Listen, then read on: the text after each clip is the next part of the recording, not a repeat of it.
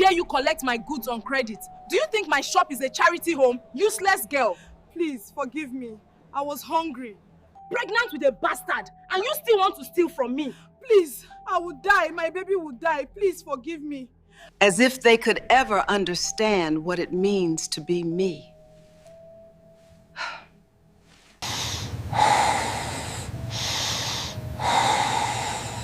A hungry pregnant girl asked for food worth just 2,000 naira. The shop owner beat her with a pestle until she fell into a coma. But this wicked woman didn't know the shocking truth. The girl she almost killed was connected to her darkest secret, and her past was about to catch up with her. Come, let me tell you this shocking story that will leave you speechless.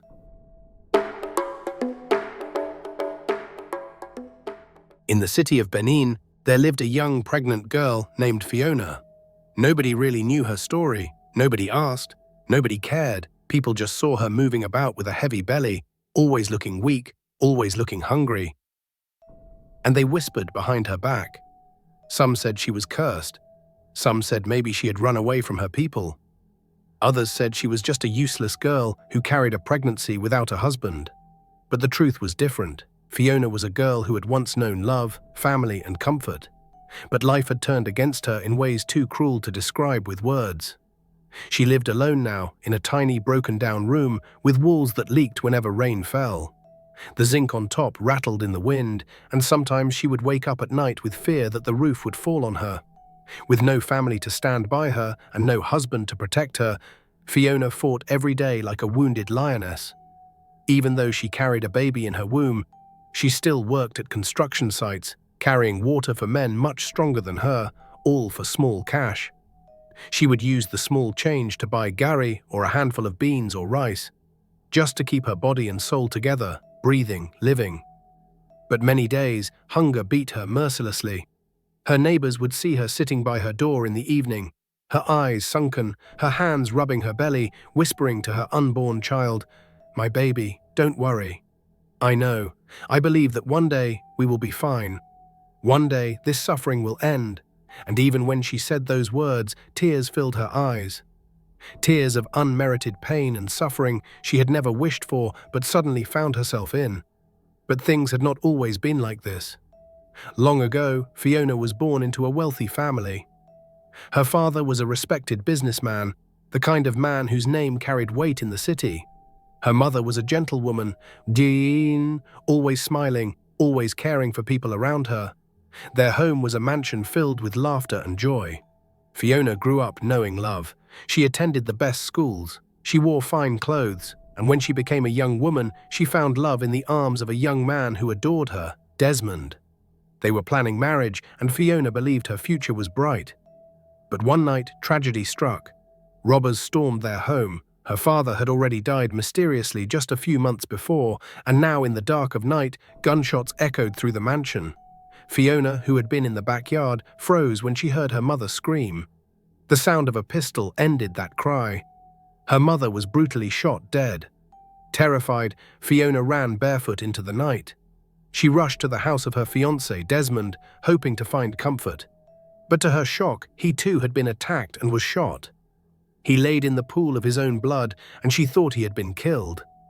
Her world collapsed. That night, Fiona lost everything. Her father, her mother, her home, her fiancé. She was left alone in a world that suddenly became a jungle. She ran far away, to another city. Nobody knew her story there, and she didn't tell anyone. She just struggled to survive, hiding her past like a painful scar. On one particular day, her pregnancy pains were too heavy. Her body was weak. She could not go to the construction site. She had no money left, and her belly cried out for food. She sat in her room, holding her stomach. Tears rolled down her face.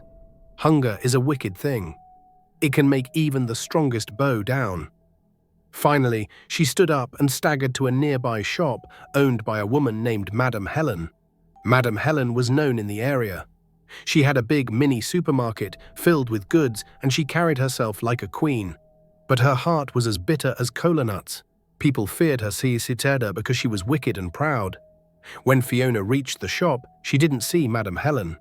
Instead, she saw a little girl, about 12 years old, who stayed with Madam Helen and helped her around the shop. Fiona smiled weakly at the girl and said, "My dear, please, where is your auntie?" The girl replied, "Auntie Helen went out. She will soon be back." Fiona knelt down, and her eyes filled with tears. "Please help me. I am dying of hunger. I have nothing left at home," she begged. "Just give me small foodstuff, rice, gari, anything at all. I will pay when I get money. Please, my baby inside me is crying." The little girl knew Fiona. Sometimes Fiona would do her hair for free, just to help her. The girl's heart was touched. She was afraid because Madam Helen was a devil when it came to money. But seeing the tears in Fiona's eyes, she quietly packed food items worth just 2,000 naira and gave them to her. "Please, Sister Fiona, don't tell Auntie, and try to pay before she finds out," the little girl said. Fiona hugged her, blessed her, and left with joy in her heart. But wickedness always finds a way to show itself.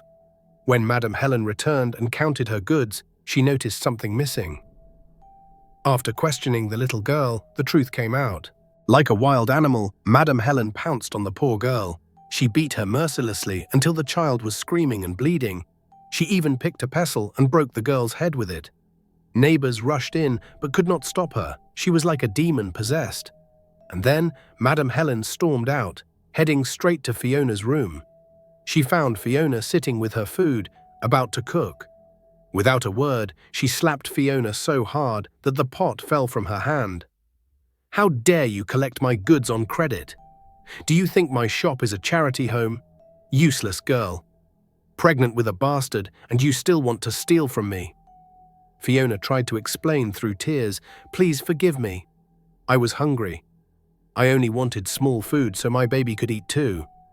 I will pay you when I can." But before she could finish, blows rained on her. Madam Helen beat her mercilessly, and then she raised the pestle, and before Fiona could shout, she hit Fiona right on the back and on her big stomach. Fiona screamed out in pain, holding her belly, but Madam Helen had no mercy. Then she spat on Fiona and turned. When she finally left, Fiona was lying motionless on the ground.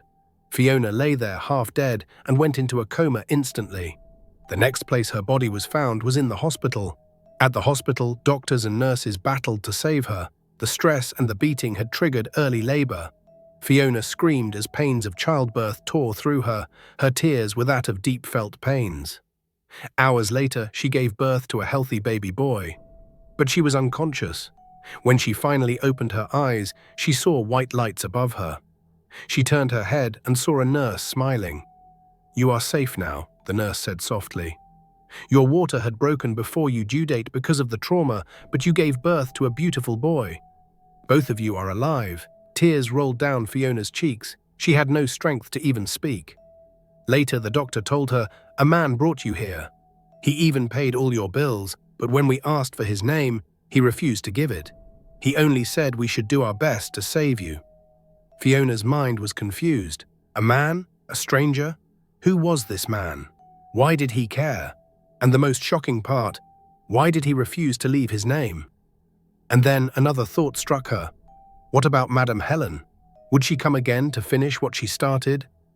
Little did Fiona know, the stranger who saved her was not just anybody. His arrival was no accident. It was destiny. That night, the cry of the newborn baby echoed through the hospital ward, like a small flame of hope in the middle of deep darkness.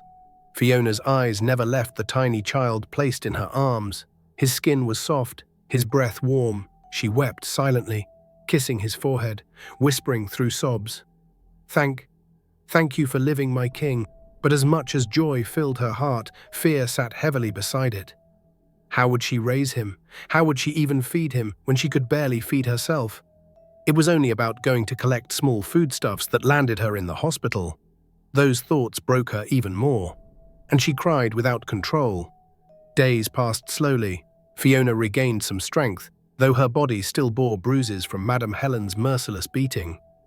One morning, the nurse who had been attending to her sat down beside her bed. "My sister," she said softly, "I hope you don't mind me asking, but why was that woman so wicked to you? What really happened?" Fiona sighed deeply. Her voice trembled. "It was just hunger. I begged her girl for small food, only 2,000 naira worth. But Madam Helen, treated me like I was not even human. The nurse shook her head in pity.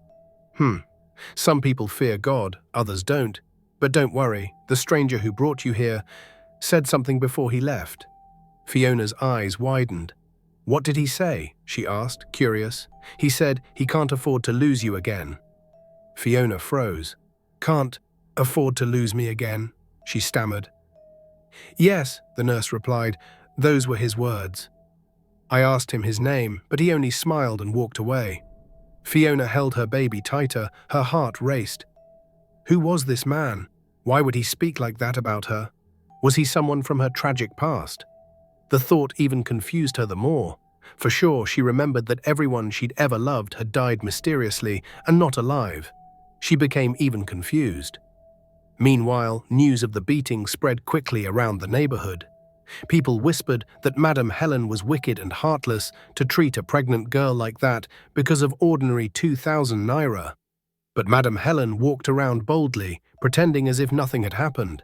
She even told some customers, "Don't mind that useless girl. She is a liar and a thief.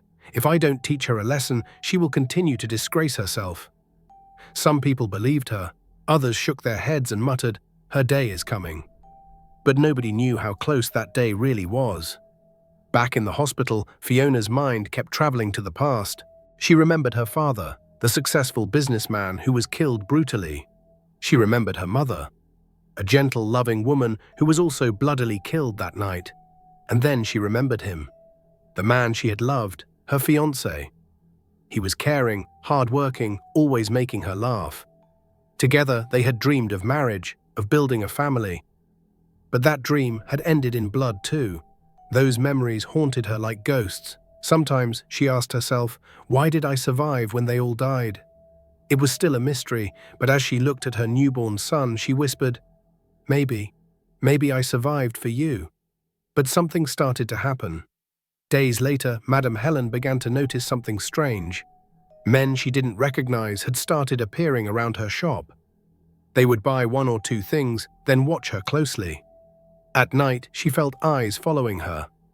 Once, she thought she saw someone standing across the street, but when she blinked, they disappeared. Her heart began to race. Could it be? She muttered to herself. No, nobody can trace me here. That matter died years ago. She was clearly hiding a secret that was far more grave than what anyone in that city had ever heard or known. And deep inside, she knew she had built her wealth on lies, deceit, and even blood, and sometimes the past does not stay buried. Still, she brushed off her fears, telling herself, I am untouchable. Who can fight me in this city? But destiny always comes for the wicked. At the right time, in the evening of the next day, the doctor who treated Fiona came to check on her. You are healing, he said, but you must take things easy. That beating nearly killed you and your baby. Be careful with that woman next time. Fiona nodded weakly, but her mind was still not at rest. The doctor looked at her baby and smiled. This child is strong. He came too early, yet he is healthy. It means God has a plan for him. Those words touched Fiona's heart. She stroked her baby's cheek and whispered, God, if you really have a plan for us, please reveal it soon. But she was really scared.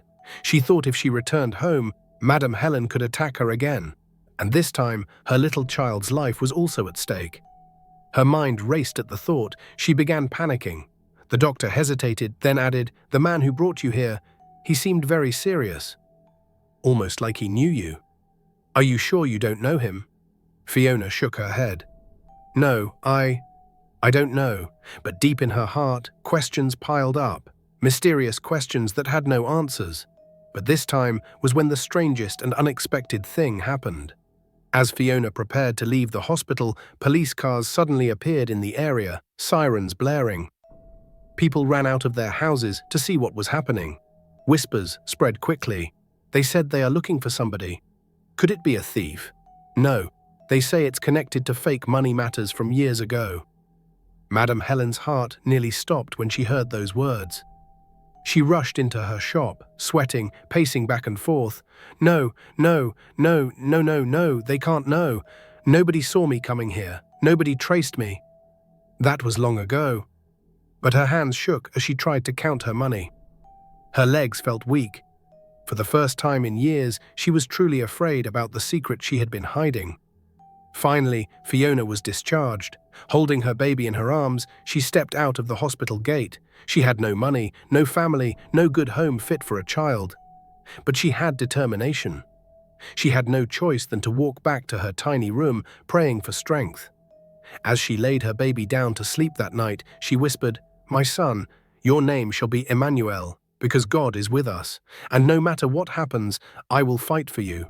I will not let life destroy you the way it destroyed me."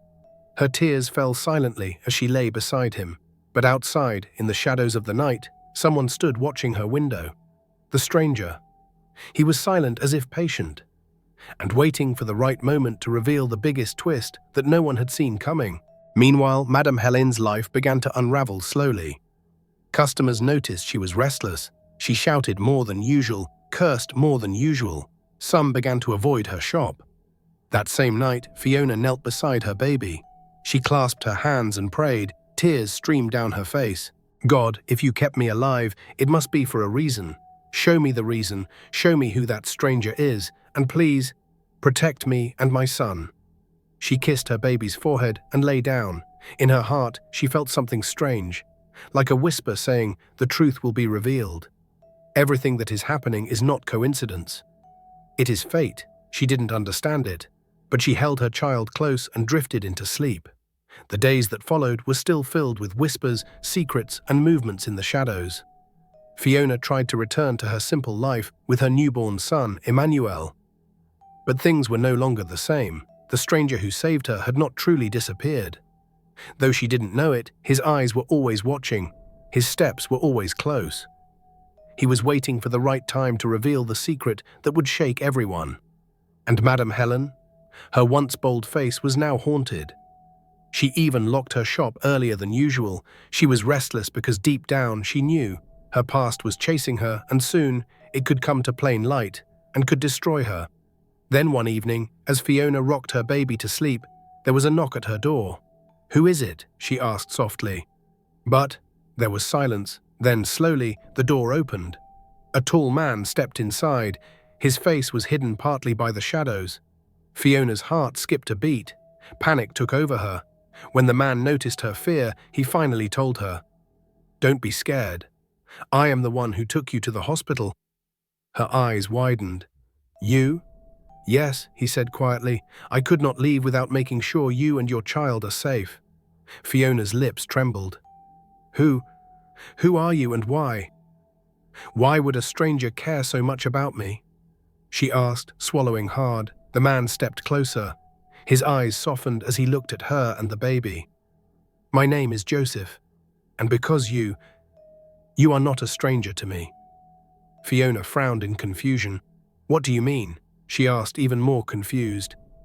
He sighed deeply. "Your father was my close friend. We were business partners. I knew you when you were small, and when I saw the mark on your arm that day..." He paused, shutting his eyes, and his face hardened. "The day I coincidentally walked into the scene that evil woman almost killed you. I knew it immediately.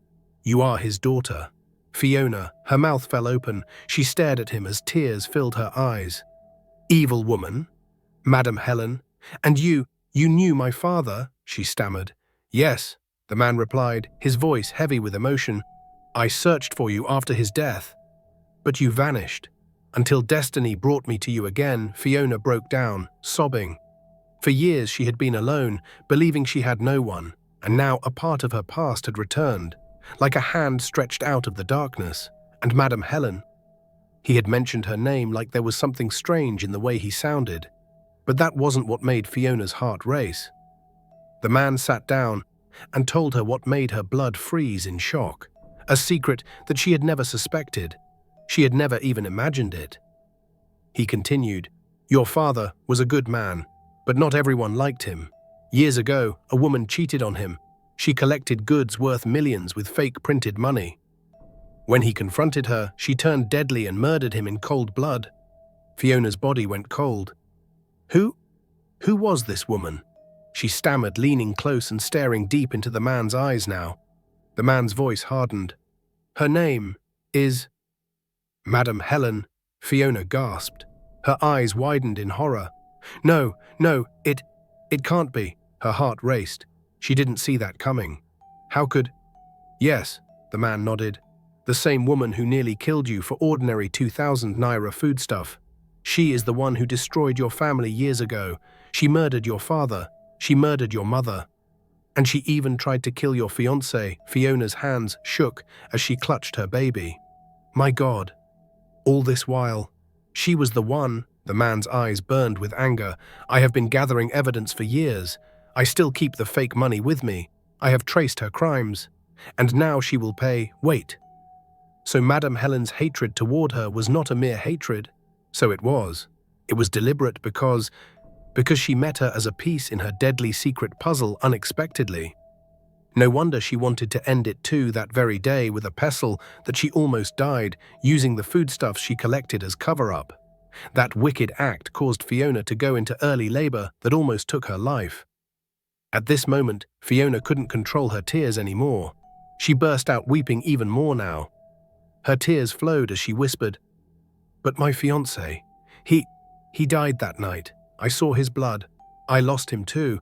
The man looked at her with strange eyes. "Are you sure? What if I told you? He survived."